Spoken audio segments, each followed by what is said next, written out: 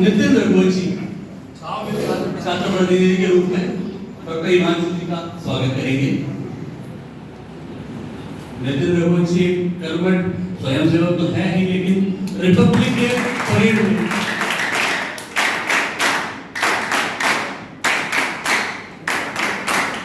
गणतंत्र दिवस की परेड होती है, वहां पर एनएसएस का प्रतिनिधित्व कर चुके हैं। हमारे बीच डॉक्टर मनोज अवस्थी जी उपस्थित हैं, जो राष्ट्रीय सेवा योजना के जिला संगठक हैं। उनसे मैं निवेदन करूंगा कि उद्बोधन स्वरूप हमें कुछ मार्गदर्शन दें।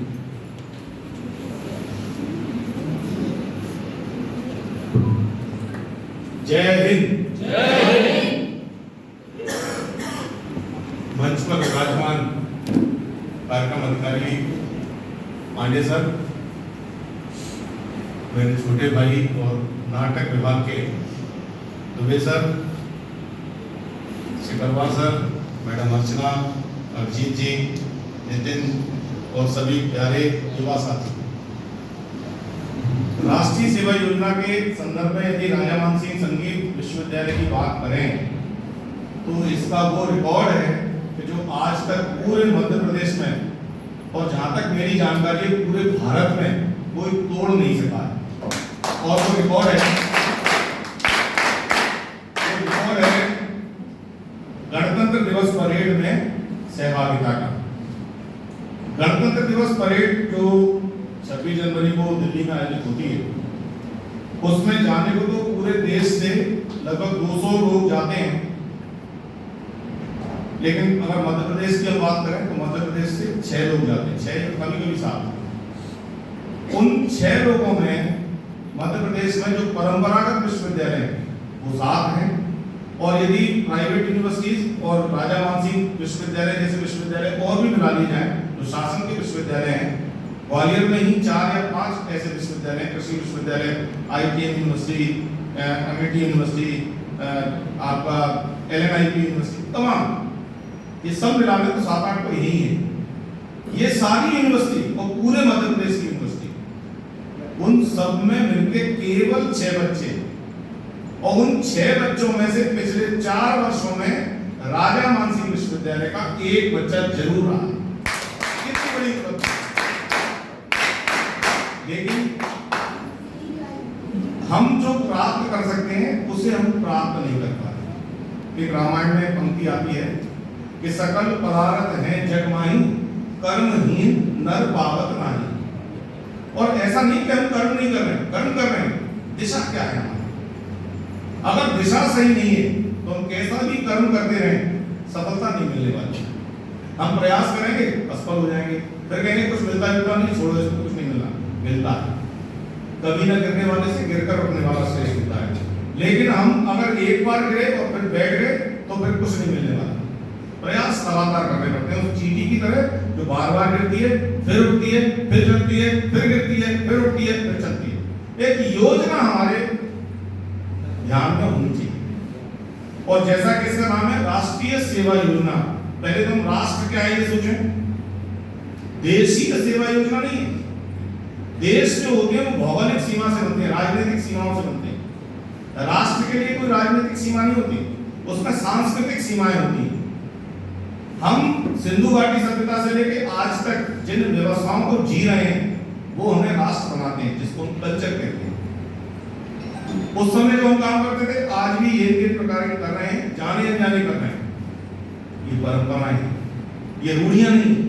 रूढ़ी और परंपरा बहुत छोटा अंतर है, लेकिन परंपरा सुखद होती है, रूढ़ियां दुखद होती है। तो राष्ट्रीय सेवा योजना पूरे राष्ट्र की एक जो कल्चरल उपलब्धियां हैं उनसे जुड़ना, चाहे हम तमिलनाडु के हों, केरल के हों, उत्तर प्रदेश के हों, उत्तरांचल के हों, सब जगह लगभग एक सा है। और आप देखेंगे कल्चर के नाम पे भी हम बहुत ध्यान से देखें, कई बार हम लोग चित्राते हैं यूपी वाले या एमपी वाले या जो हिंदी बैंड वाले हैं कि हम बहुत ज्यादा कल्चर में नहीं है। आप कभी दक्षिण भारत में जाके देखिए, सबसे ज्यादा कल्चर को यदि कोई फॉलो करता है वो दक्षिण भारतीय लोग। और इन सबको मिला को परंपराएं नहीं है।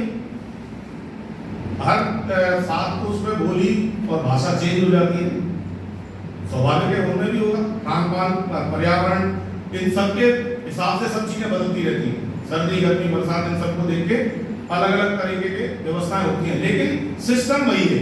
तो ऐसे राष्ट्र की परिकल्पना को एक योजनाबद्ध तरीके से उसका सेवा करना, वो राष्ट्रीय सेवा योजना है। सब पूरे राष्ट्र को लेकर चलना। अब सेवा क्या है? सेवा भी कई तरह की होती है। एक तो सेवा के साथ जो निगाह मिलती है वो जैसे हमें मिल रही है, तनख्वाह मिल रही है, हम सेवा कर रहे हैं। और एक सेवा ये तनख्वाह तो कई लोगों को मिल रही है। अब मेरा तो कॉलेज का टाइम खत्म हो गया, मुझे घर जाके सोना चाहिए, मैं यहाँ आपके साथ बात कर रहा हूँ। और यहाँ मुझे जो माला के अलावा कुछ नहीं दिया है, पूछ लो, कोई चेक नहीं दिया, कुछ नहीं। और जब तक आप बुलवाओगे मैं बोलता रहूंगा ऐसे। पहले अर्चना में मुझे बहुत बुलाती थी। तो सेवा माने इसलिए कि यदि मुझे कुछ पता है तो मुझे दूसरों को बताना है। जो हमारे यहाँ आश्रम व्यवस्था होती थी, ब्रह्मचर्य, गृहस्थ, वानप्रस्थ, दैन संन्यास। तो जो वानप्रस्थी और सन्यासियों का काम था वो सेवा का ही काम था। उनको उसके बदले में क्या मिलता था? सम्मान, जो आप ताली दे रहे हैं, बस यही है मेरी उपलब्धि। तो सेवा भी योजनाबद्ध तरीके से। अब योजना क्या है? जैसे 3 बच्चे हैं, एक छोटी सी कहानी हम उसको सुनेंगे। 3 बच्चे हैं और तीनों को ये दिशा दी गई, क्या ये आदेश दिया गया कि आपको क्या क्या काम करना है। तीनों को ये काम आपको ही करना है। मान लो वृक्षारोपण कार्यक्रम है और विवेक सर ने कहा कि 3 बच्चों को दिया कि एक गड्ढे खोदेगा, एक पौधा लगाएगा और एक उस गड्ढे को पुनः भरेगा। ये तीनों को काम है, ईमानदारी से करना है। जी साहब, ईमानदार बच्चे सब तैयार हो गए, चले गए गड्ढे खोदने, पौधे लगाने और उसको भरने। इत्तेफाक से एक बच्चा उसमें बीमार हो गया। अब पहुंचे कौन? 2। और वो जो 2 पहुंचे थे वो कौन थे? एक को गड्ढा खोदना था और एक को गड्ढा भरना था। पौधा लगाने वाला बच्चा नहीं। अब गड्ढा खोदने वाला मुझे कोई लेना देना नहीं है, मुझे तो सर ने कहा गड्ढा खोदना है, उसने कट कट कट कट गड्ढे खोदना। दूसरा बोलता है कि मेरे कोई लेना देना नहीं है, मुझे गड्ढा भरना है। तो इधर वो खोदता जा रहा, उधर वो भरता जा रहा। कहने को तो उन्होंने काम किया, सेवा की, लेकिन बिना योजना के। यदि वो बालक नहीं आया तो उसका सब्स्टिट्यूट कोई होना चाहिए, या खुद भी लगा देना चाहिए, या उसका इंतजार करना चाहिए, या फिर अपने कार्यक्रम अधिकारी से पूछना चाहिए भाई करना क्या है, वो बच्चा तो एब्सेंट। ये योजनाबद्ध तरीके से किया गया कार्य आपके कार्य को वैल्यू देता है। अदरवाइज आप करते रहो, हवा में तीर चलाते रहो, कुछ नहीं होता। हम अब पढ़ाई लिखाई कर रहे हैं और आप लोग तो जो पढ़ाई कर रहे हैं वो सबसे श्रेष्ठ पढ़ाई कर रहे हैं। प्राचीन भारत में आश्रम व्यवस्थाओं में यही पढ़ाइयां होती थी। और मैं भी हिमांशु सर से बात कर रहा था यहाँ इसी राष्ट्रीय सेवा योजना के मंच से आप शायद जानते हो उस कलाकार का नाम आशुतोष राणा। कितने लोग जानते हैं उसका नाम? कम जानते हैं, ज्यादा को जानना चाहिए। आशुतोष राणा भी सागर विश्वविद्यालय का एनएसएस का एक वॉलंटियर था और वो हमारे संग गणतंत्र दिवस परेड में जैसे नितिन गया, हमारे संग हम 1990 की बात बता रहे हैं, बाबा आदम के जमाने। उस समय वो हमारे संग दिल्ली गया और वो यही नाटक नौटंकी करता था। उसने एनएसडी में भाग लिया इसी मंच से, एनएसएस के से, और आज वो इतना सफल कलाकार है। ये आप लोगों के लिए मैं क्या कहूँ, आपको जानना चाहिए, युवाओं के लिए। तो वो जब वो वहां से निकलता है तो भीड़ उसके साथ चलती है। केवल कलाकार नहीं है, बहुत शानदार कलाकार है और आपके कला से संबंधित है, तो आपको तो जानना ही चाहिए, जानना पड़ेगा, नहीं तो फिर आप कुछ प्राप्त नहीं कर रहे हैं। खासतौर पर नाटक विभाग के विद्यार्थियों को तो जानना चाहिए। ये जमीन से जुड़े हुए कलाकार हैं, चाहे वो आशुतोष राणा है, अनुपम खेर है, वो कौन सा यादव है, ये लोग, ये हिमांशु जी अभिनय करते हैं तो शरीर पूरा अभिनय करता है। डायलॉग डिलीवरी केवल मुंह से नहीं होती, आपकी भाव भंगिमाओं से भी होती है। मुंह का अभिनय इस मंच से आपको अवसर मिलते हैं और उसी अवसर को जब बड़े मंच पे आप करते हैं तो कोई भी आता है पार्टी को आपको ले जाता है कि ये हमारे काम की चीज। ये राष्ट्रीय सेवा योजना बहुत बड़ा मंच है जिसकी हम कल्पना नहीं कर सकते। पूरे विश्व में सबसे बड़ा युवा संगठन है राष्ट्रीय सेवा योजना। पूरे भारत में 50 लाख विद्यार्थी, लगभग 50 लाख युवा स्वयंसेवक इसके वॉलेंटियर हैं, पंजीकृत विद्यार्थी हैं पूरे भारत में। आपको ये केरल में मिलेगी, तमिलनाडु में मिलेगी, पश्चिम बंगाल में मिलेगी, उड़ीसा में मिलेगी, महाराष्ट्र में मिलेगी, हर जगह मिलेगी राष्ट्रीय सेवा योजना। इतना बड़ा परिवार है। अब जैसे नितिन है, जब ये अपने साथ गया, इसके साथ पूरे भारत से बच्चे आए 200 और उन 200 बच्चों से इसका डायरेक्ट संपर्क है क्योंकि एक महीने उनके साथ रहा है, उन्हीं के साथ देखा है, खाया है, पिया है, घुमा है, सब कुछ किया है। तो उन 200 में से कम 50 ऐसे विद्यार्थी होंगे जो आज भी इससे संपर्क में होंगे पूरे भारत के। अब मान लो इनको हिमाचल प्रदेश जाना है, ये किसी को नहीं जानते, उस विद्यार्थी का नंबर इनके पास है, फोन लगाएगा, तुरंत सारी व्यवस्था करेगा। उसे ग्वालियर में आना है, ये व्यवस्था करेगा। तो जाने जाने हमारा पहचान हुआ, काम हुआ, बहुत बड़ा परिवार है। इसमें जैसे विवेक सर हैं और भी टीचर हैं, सब जगह बड़े बड़े लोग होते हैं, तो वो जुड़े होते हैं। तो वो उनकी मदद से एक केवल राष्ट्रीय सेवा ऐसी योजना है जो निस्वार्थ भाव से काम करती है, कोई लेना देना नहीं। अभी मैडम मेरे चैनल की बात कर रही थी, कल ही रात में बालक का मेरे पास उसमें मैसेज आया मेरे उसमें यूट्यूब पे कि सर मेरा सिलेक्शन प्री आरडी के लिए हो गया है। अब प्री आरडी में मुझे क्या करना है 10 दिन, यहाँ तो मैं निकल गया, वहां मुझे क्या करना है। और वो राजस्थान यूनिवर्सिटी से था सर, वनस्थली है कौन सी यूनिवर्सिटी, तो मैंने पूरा उसको राजस्थान में क्या क्या होता है उस कल्चर को कैसे सामने रखना है सारी कहानी लिखी। टाइम लगा मुझे, मैसेज मुझसे कहीं टाइम नहीं चल रहा, 12:30 बजे रहे और मैं 3:45 पे उठता हूँ जाना। ये भी इस राष्ट्रीय सेवा योजना की वजह से, क्योंकि हमने शिविरों में वो संस्कार लिया है। ये संस्कार का काम है। डायरेक्टर आपको मार्गदर्शन कर सकता है, लेकिन आपका अंदर का जब तक अभिनेता नहीं आएगा तब तक आप अभिनय नहीं कर सकते, आपको झोंकना पड़ता है उसमें। तो आप जब राष्ट्रीय सेवा योजना में हैं तो पूरे मनोयोग से हैं, तभी आपको मिलेगा। यही नितिन अभी शनिवार को हमारे संग सिलेक्शन में था, रिपब्लिक डे परेड के लिए सिलेक्शन हो रहा था, नितिन रघुवंशी वहां थे, जबकि आपके विश्वविद्यालय का कोई विद्यार्थी नहीं था। ये बहुत बड़ा दुर्भाग्य, मुझे इतना सेटबैक हुआ, मैंने सर से कहा भी, मैंने सर एक भी बच्चा नहीं, तो मुझे बड़ी खुशी होती कि अगर ये बच्चा यहाँ से दोबारा आता और मैं गर्व से कहता कि 5 बार, अमिताभ बच्चन कहता 100 करोड़, ऐसे मैं कहता 5 करोड़, मौका ही नहीं मिला, क्योंकि आपके यहाँ से जिज्ञासा का अभाव है। विद्यार्थी वही है जिसके अंदर जिज्ञासा है। स्वामी विवेकानंद कहते थे अपने अंदर जिज्ञासाएं पैदा करो। यदि आपके अंदर जिज्ञासा नहीं है, आप अगर नाटक के कलाकार हैं तो डायलॉग डिलीवरी कैसे करनी है, संवाद कैसे बोलने हैं, इसकी जिज्ञासा आपके अंदर होना चाहिए।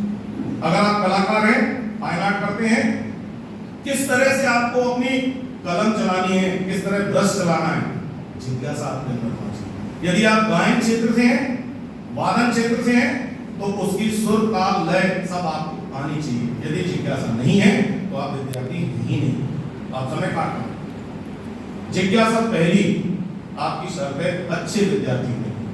आपने देखा वो छोटा बच्चा होता है घर में, तो वो भी हर चीज पूछता है, ये क्या है, तो ये क्यों है, तो ऐसा क्यों है। कई बार हम झुंझला जाते हैं। जब आपका टीचर आपसे झुंझला लेंगे समझ लो कि हम बिल्कुल सही दौर पे चल रहे हैं। पर यहाँ आजकल कोई पूछता नहीं, हमने कहा राम तो राम मान लिया, कृष्ण कह दिया तो कृष्ण मान लिया, कोई नहीं। मुझे तो मैं पिछले 35 वर्षों से इस क्षेत्र में हूँ, केवल 2 या 3 वर्षों में मुझे ऐसा लगा कि मुझे भरवा दिया उन्होंने, इतना पढ़वाया उन बच्चों ने, और उनमें से कम से कम 4 या 5 लड़के कोई कलेक्टर है, कोई कुछ है, कोई कुछ है, क्योंकि उन्होंने मुझे पढ़वाया, वो कहीं नहीं कर रहा। ये होता है विद्यार्थी जो अपने शिक्षक से करा देता हूं। शिक्षक तो सब जानते हैं, अब हमें और क्या मिलेगा, कुछ नहीं मिलने वाला, जो मिलना तो सब मिल गया, लेकिन आपको मिलेगा।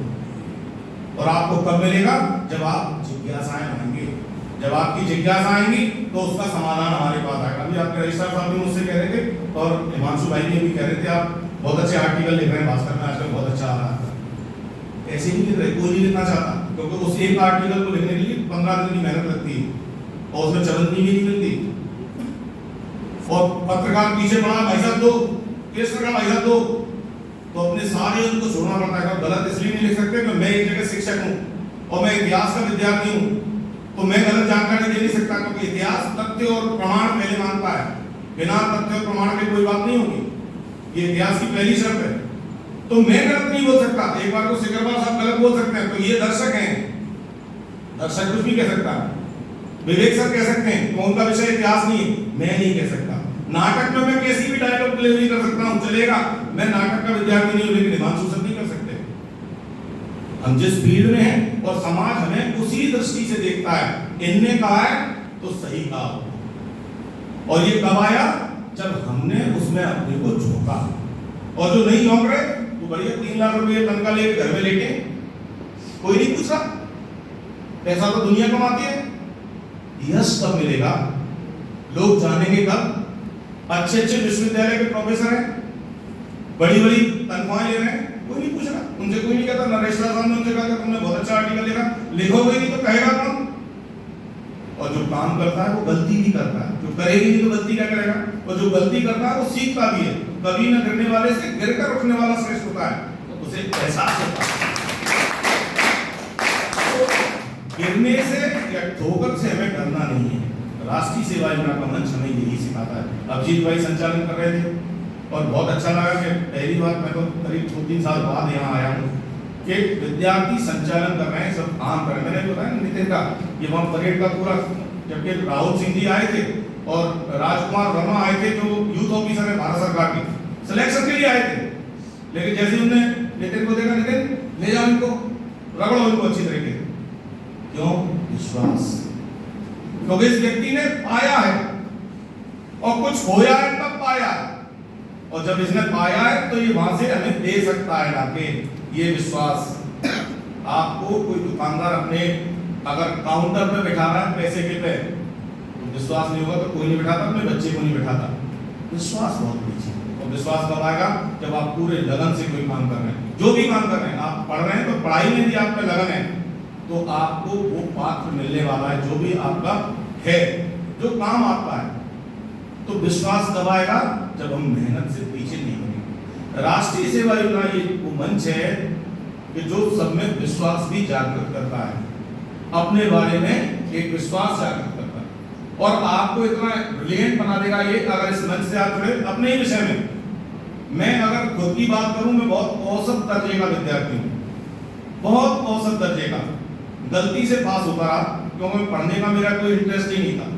पर एक्सीडेंटल में प्रोफेसर बन गया, मैं पत्रकार बनना चाहता था, लेकिन मैं प्रोफेसर बन गया क्योंकि उस समय फ्रीडम नहीं था अपने विषय चुनने का। जैसे आजकल आप बच्चों प्रोफेसर को, मेरे बेटे को भी है, मुझे क्या करना है, कि विश्वविद्यालय पढ़ना है, उनको था, हम तो लातें पड़ती थी यही करना है, तो हम वही करते थे, ज्यादा कुछ नहीं, तो जूते और मार के जो हाथ में आया वही पटक देते थे पिताजी।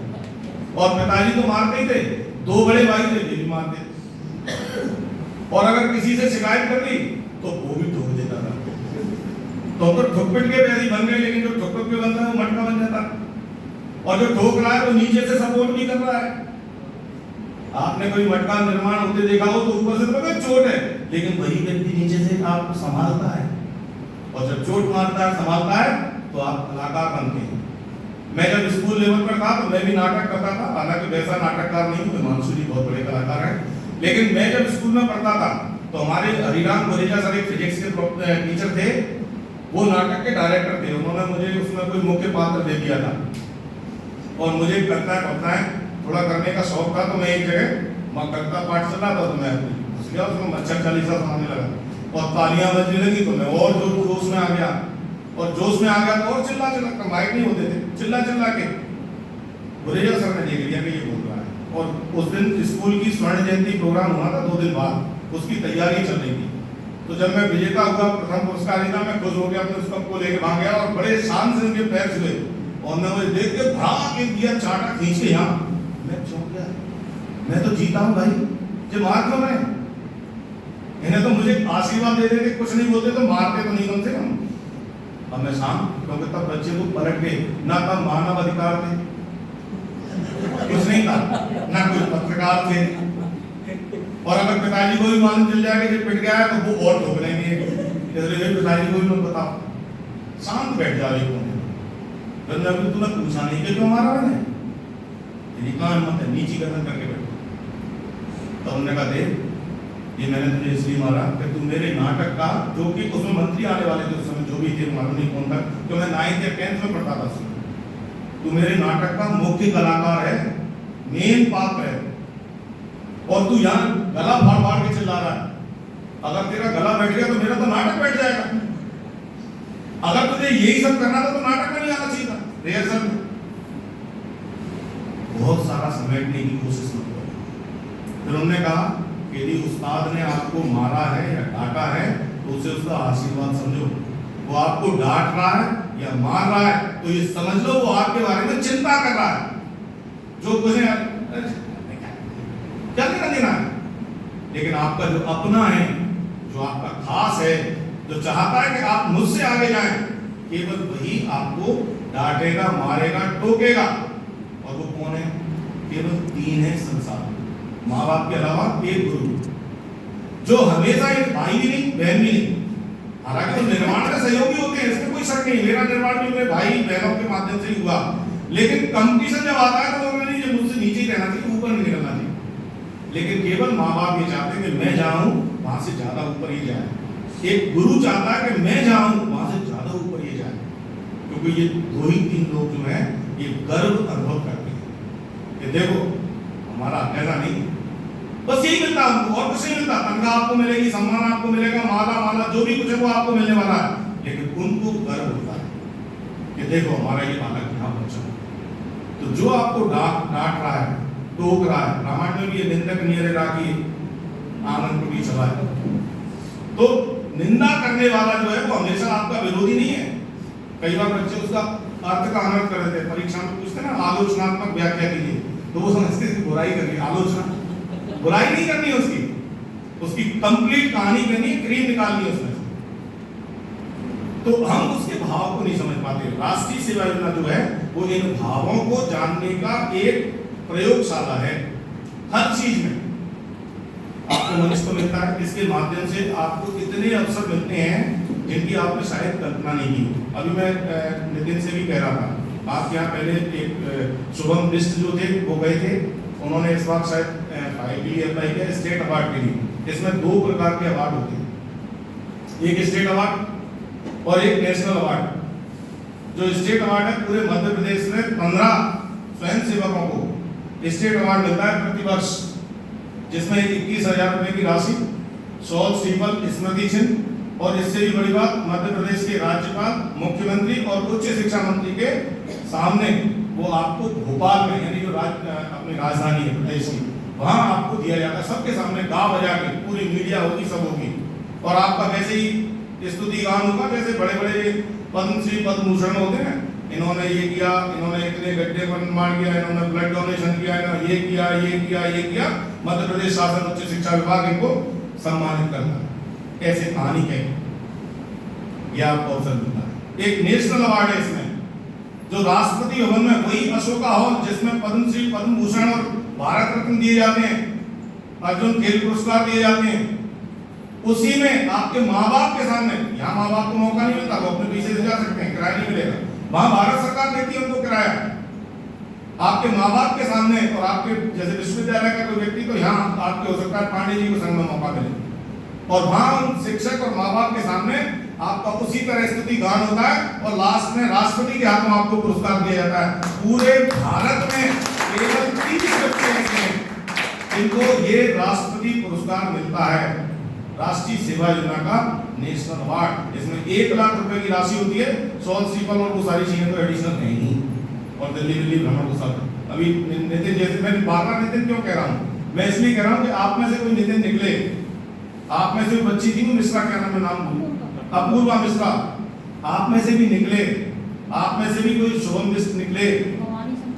भवानी शंकर तो सबसे पहले गया था, भवानी शंकर वंदे श्रद्धा विश्वास, वो तो पहले गया था, आप में से वो निकले। इसलिए मैं इनकी बात कर रहा हूं जो जमीन से जुड़ा हुआ है, आपके साथ बैठा हुआ व्यक्ति।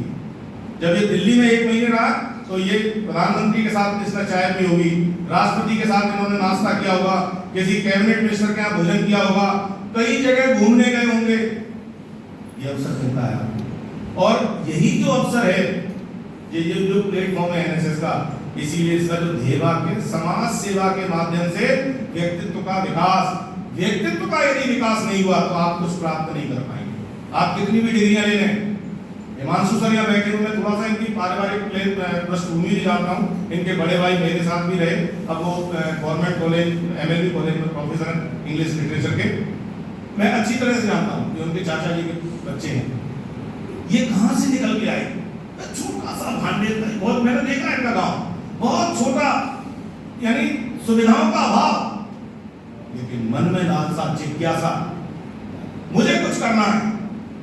और निकल के एक व्यक्ति सर चंडीगढ़ यूनिवर्सिटी में थे, पंजाब यूनिवर्सिटी में आप प्रोफेसर, आपने नेट वगैरह निकाला, कई सारी किताबें लिखी, और ये चाहते तो ये बहुत बड़े कलाकार बन सकते थे, बम्बई चले जाते, हार ले लेता कोई भी इनको, लेकिन नहीं, मुझे कुछ तैयार करना है।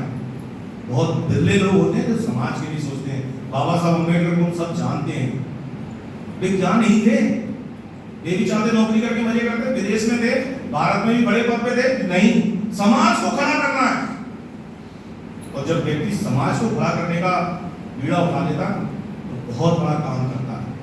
अपना पेट तो कोई भी भर लेगा, आप नीचे देखेंगे तो नॉट मी बट यू, क्या है ये, मैं नहीं तुम, ये है एनएसएस, मैं नहीं आप, ना हम बेगवाम, मैं कुछ नहीं हूं आप। स्वामी विवेकानंद हमारे प्रेरणा पुरुष हैं।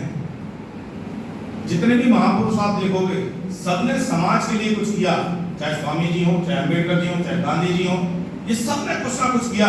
इसीलिए आज भी इनका नाम हम और आप ले रहे हैं। स्वामी जी 40 वर्ष के भी नहीं थे, मैं 55 साल का हो गया, गली का व्यक्ति भी नहीं जानता मेरा नाम, क्योंकि नौकरी करना कोई उपलब्धि नहीं है, समाज के लिए काम करना उपलब्धि है। तो कौन करेगा? हम और आप में से ही करेंगे। कब करेंगे? जब हमारे अंदर प्रेरणा जागृत, वो काम करना चाहिए, वो जब आप करेंगे तो आप आगे आएंगे, आपको सफलता मिलेगी। राष्ट्रीय सेवा योजना आपको वो अवसर देता है। इसमें विभिन्न प्रकार के शिविर हैं, संस्था लेवल का जो 7 दिन का शिविर है वो तो है ही, और उसमें भी कई बच्चे क्या कहते हैं, शाम को हम घर पे सो जाएं, फिर आप कुछ नहीं सीख पाएंगे। एक सिस्टम पूरा है, उस सिस्टम को फॉलो नहीं करेंगे, कुछ नहीं सीख पाएंगे। आप तैरना सीखना चाहते हैं तो आपको पानी में उतरना होगा। आप केवल किताब पढ़ के तैरना नहीं सीख सकते, आपको उतरना होगा, रिस्क लेनी होगी। अगर रिस्क नहीं लेंगे तो आप आगे नहीं बढ़ पाएंगे, तो रिस्क जरूरी है, और जो रिस्क लेते हैं वही आगे सफल होते हैं। आपने राम का जीवन देखा होगा, आप तो कई बार नाटकों में उनका प्ले भी करते हैं। राजा राम इतने बड़े राज्य के मालिक, लेकिन परिस्थिति कब किसी क्या हो जाए मालूम है? किसी परिस्थिति बस वो जंगल चले गए 14 वर्षों में, और उसी में कंदमूल फल खा के अपना जीवन यापन किया, सुरक्षा की और दूसरों की सुरक्षा की, और बड़े जो एम्पायर का रावण का उसको पराजित किया, सब कुछ साथ लेकर। कहां से आया हिम्मत? ये उस आश्रम व्यवस्था की देन है जहां बैठ के उन्होंने अध्ययन किया, रूखा सूखा खाया। राष्ट्रीय सेवा में बहुत ज्यादा पैसा नहीं होता, अभी पांडे सर भी कह रहे थे, जो समन्वयक साहब थे उनके सामने कहा तो पैसा हमारा ज्यादा खर्च हो गया, आपने केवल 10,000 भेजा था, 18,000 खर्च हो गया था, इसको कैसे समायोजित करेंगे? ये इनका बड़प्पन है कि इनने कर दिया, आप बड़ा विश्वविद्यालय कुलपति जी भी दे देंगे, लेकिन कैंप में कोई रूखी रोटी मिलती है, अर्चना मैडम बैठी हुई है, और वो आप ही नहीं खाएंगे, हम भी वही खाएंगे, जो अधिकारी आएगा वो भी वही खाएगा। क्यों? क्योंकि हम अभाव में जीवन जीना चाहते हैं।